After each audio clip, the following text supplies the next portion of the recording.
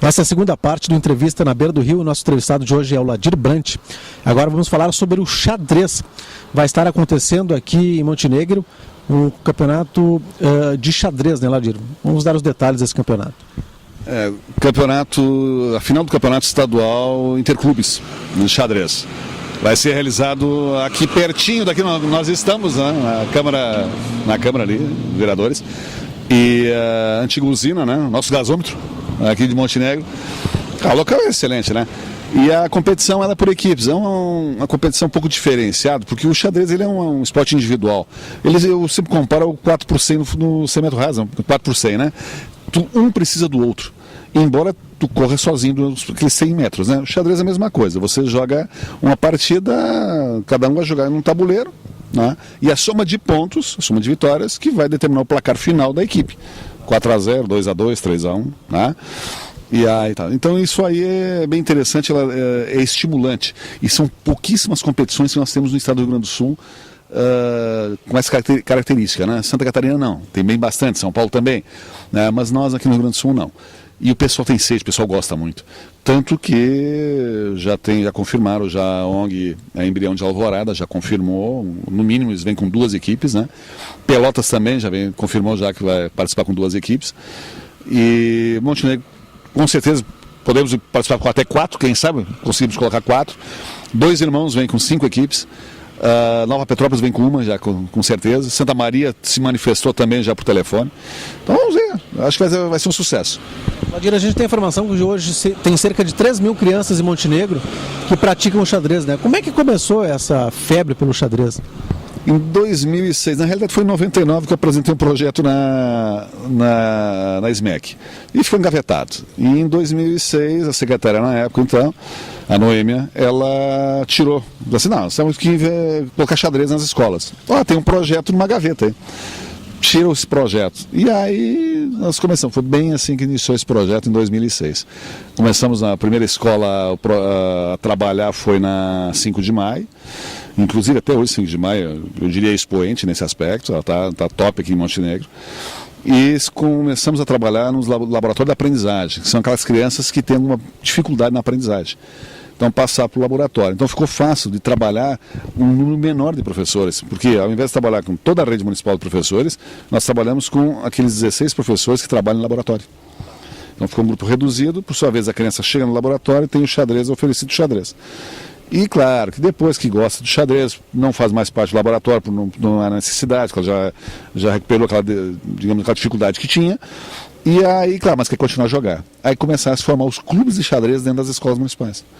E desde o início deste ano, no laboratório de informática está sendo introduzido o xadrez também.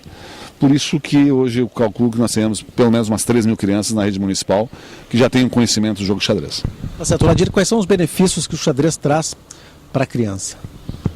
Bom, nas exatas, é óbvio, né? E todo mundo tem uma pequena noção já, imagina isso aí. Mas eu me apego sempre no dia a dia da criança, por exemplo, a tomada de decisão. Tomar decisão no jogo de xadrez, ela é a que vai determinar se aquele lance é correto ou não.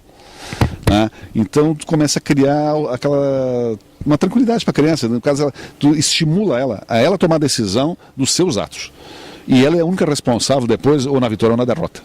Não tem ninguém culpado. Não foi o zagueiro, o goleiro que levou um peru lá e nós perdemos. Não. Foi um erro teu. E isso aí, o que eu pude observar nas crianças, isso fica muito acentuado. E começa a se formar pequenos líderes com isso, em função justamente dessa tomada de decisão. Então ela já vê um pouco mais à frente. Bem interessante. Isso é uma das coisas, Adriana. A outra, que eu sempre coloco assim, é o lado da ética, que é onde eu bato mais em cima, em cima dessa tecla. Por que nós estamos vendo isso? A criança ela tem uma postura no jogo de xadrez que ela tem que respeitar as regras, mesmo sem um árbitro.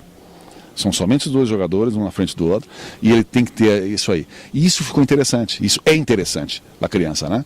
E a criança que tem hiperatividade, ela é um pouco, digamos, excitada, ela é obrigada a treinar isso, ela começa a treinar aos poucos e ela deixa de ser tão hiperativa assim, ela já começa a ter um autodomínio dessa hiperatividade.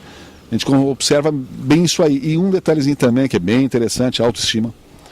A criança muitas vezes o que acontece? Aquele gordinho que é todo desconjuntado, não tem coordenação motora alguma, ele é escanteado. Tem aquela fase que é bem isso aí mesmo, né, Adriano? E o que acontece? Ele se sobressai no xadrez e ele novamente aceita perante o grupo, porque tem alguma coisa que apresenta e joga, né? E isso aí é uma das vantagens, também. E a concentração? Bom, não, isso aí é inerente ao jogo de xadrez, tu tem que ter uma concentração. Não aquela ideia do silêncio, que tem que ter um silêncio na sala, não. É saber também administrar, se concentrar perante um pouco de barulho. Né? Tanto que muitas vezes o pessoal diz, não, o xadrez tem que ser um silêncio total. Não, deixa ter um pouquinho de barulho, não tem problema nenhum. Porque no dia a dia nós temos que estar concentrados no escritório, no nosso trabalho, e mesmo assim tem barulho. Eu vi um depoimento certa vez de que muitos alunos têm dificuldade no aprendizado pela falta de concentração, não é por burrice não, né? E parece que o xadrez, ele faz uma liga nessa questão, né? Sim, e outra coisa, depois que a criança começa a gostar do jogo, pelo fato de ser um jogo, é muito mais atraente que uma aula de matemática e geografia, né? Então ele começa a estudar xadrez e ele cria o seu método de ensino. E isso facilita, depois ele traduz, ele leva ao dia a dia, ao ensino, como é que ele estava aprendendo aquilo ali, como é que ele aprendeu a abertura tal, como é que ele o meio de jogo, um final de peão e rei contra rei. Ele tem que estudar aquilo ali, a forma de saber como ganhar.